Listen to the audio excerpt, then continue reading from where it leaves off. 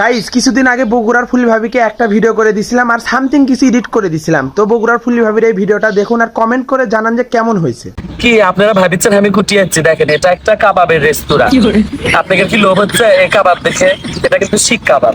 আসলে লোভ হওয়ারই কথা, কারণ এই খাবারটা সব জায়গায় পাওয়া যায় না, বুঝছেন? আসলে লোভ হওয়ারই কথা, কারণ এই যে এই দেশি বিদেশি খাবার এখন বাংলাদেশে পাওয়া যাচ্ছে, এত সুন্দর খাবার। এই খাবারগুলো আমাদের মা বোনেরা অনেক যত্নে বানায়, এগুলো দিন রাত পরিশ্রম করে এই খাবার বানাতে হয়। হ্যাঁ দেখেন, এখানে মানে বিভিন্ন রকমের খাবার আছে। এটা দেখেন, এটা একটু বেশি ভাজা, মানে এই যে একটু কালো কালো ভাজা, এটা একটু হালকা ভাজা, এটা মানে যে একটু ভালো। আর এটা দেখেন, এটা একদম মানে যে চিকেন ফ্রাই, একদম চিকেন ফ্রাই এর মতো একটু বেশি ফ্রাই করা আছে, বেসন দিয়ে ফ্রাই করা এটা। আর এইটা দেখেন, এটা দেখছেন একদম মুঠোর মতো করে বানানো। এটা মনে করেন যে এটা চাইলে আপনারা নিয়ে আপনাদের বাচ্চাদেরকে গড়গড়িও দিতে পারবেন, যারা পিছলে পিছলে বারবার পড়ে যায় ওদের জন্য গড়গড়িও দিতে পারবেন।